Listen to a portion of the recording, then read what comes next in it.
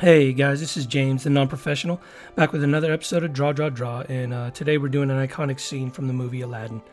It's the balcony scene in which, I guess Aladdin and Jasmine have their first kiss, and it's not a frame-for-frame recreation of the Disney classic. It's a comic book rendering. In other words, I draw it in comic book, more stylized comic book style. So it has been some time, like 40 videos back or some time, that I actually talked about the basic fundamentals of drawing comic book art, the four stages, the roughs, the lines, the inks, and of course the colors. And it's a tried and true method. It's not a method that everybody uses, but it's a very tried and true method that experts for the longest time have been using. And so I wanted to reiterate some of the details of what that is all about. So what we saw before was the roughs. It's what you see in those little blue lines there. It's blue because it's a non-photo blue is what they typically draw in, so that when they photocopy this thing, those blue lines don't show up. And roughs are just that. They're just very loose, very ugly, very, just chaotic lines. They're just very loose lines. And their shapes are very simple, and you're just basically throwing up the concept. You're letting your imagination just sort of run with it. And you don't leave the rough stage until you're content with where the art piece is going, that you're, satisfied with what in your imagination, what this art piece is going to be. And then you move on. You move on to the line stage, and then you flesh out the things that are in your head, and you put them on the stage in these lines. And there's a huge contrast between the loose lines that you see in the roughs and the more refined lines that you see in the pencil stage. It's in this pencil stage that the process of art becomes the most transformative.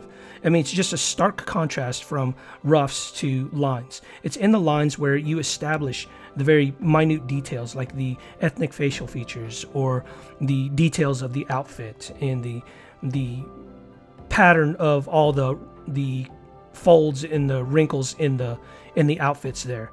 You establish the proportions of the eyes as compared to the nose and the mouth.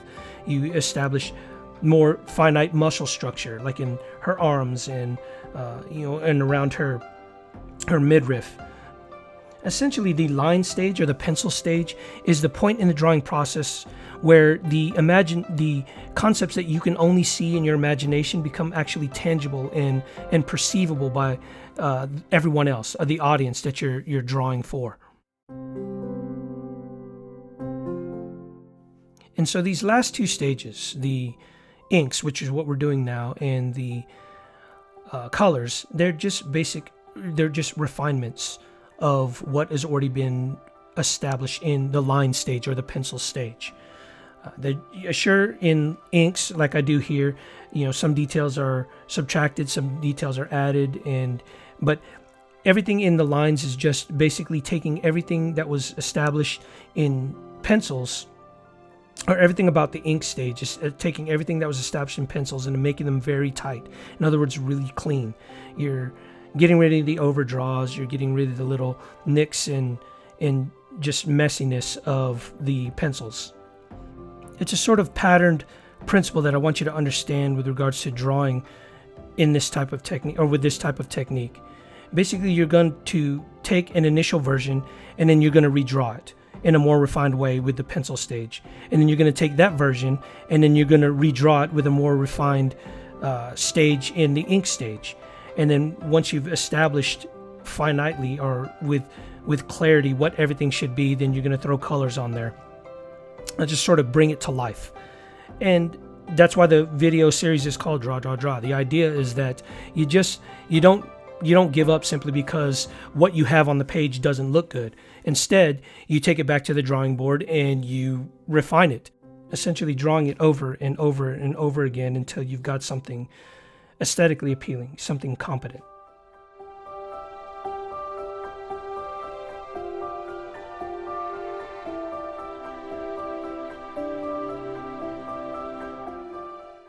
And the final stage, of course, is colors. I'll admit that I'm very new to colors. I'm still learning a lot of things. But what I've noticed, because I used to only do, if you watch previous videos, I used to only do in black and white, do art pieces in black and white. And I've noticed that with colors, that sure, the competency of the art piece is apparent in when it's just black and white. Like you can you can tell that it's a person who's been working on this and that has understood some things about technique and anatomy and has been honing that, I guess, craft for quite some time. But it's not until you actually apply colors, at least from my experience, it's not until you actually apply colors that the art piece actually comes to life.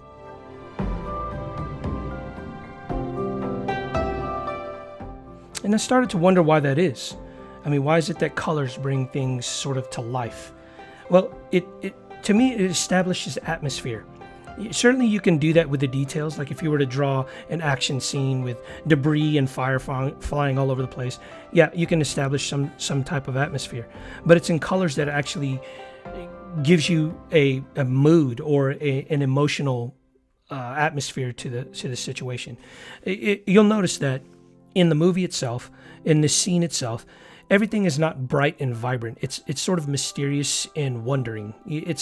It's everything is done in just sort of this blue or purple color balance, and it takes place at night, in which the atmosphere feels, I don't know, somewhat mysterious, and it's fitting for the story itself, because it's a guy wanting to win the heart of a girl, and the girl wondering whether or not this is the right guy, and she's exploring that.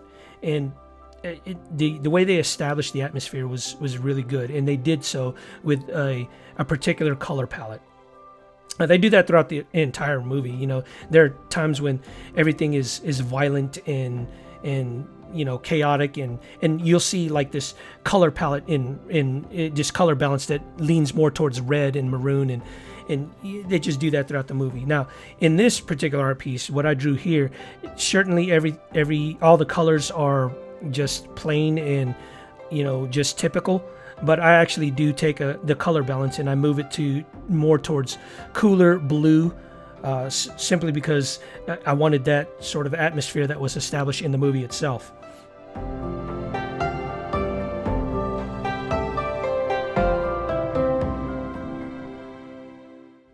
When doing colors, I think it's important, as a matter of fact, I know it's important to always keep in mind where your light source is. If you notice, I do give dimension to the arms and the bust and the midriff and the clothes by essentially taking a airbrush and taking a darker shade of the base skin tone and outlining it, and you get like this sort of gradient or this sort of shadow around the edges of the character itself. But in order to establish where the light is coming from, I take a obviously bright or obviously lighter highlight, and I show you where the light source is coming from. In this instance, the light source is coming from the upper right side of the stage or the scene. And you see that all my highlights are in that area there. So you see like her shoulder there.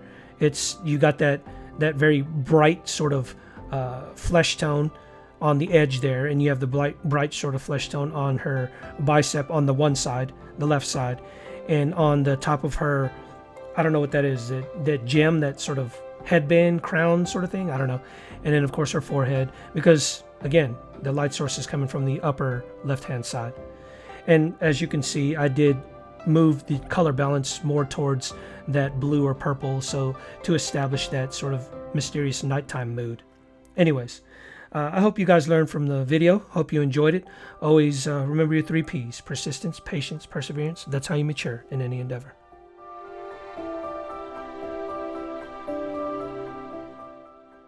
Hey guys, if you like my content, please like or comment below.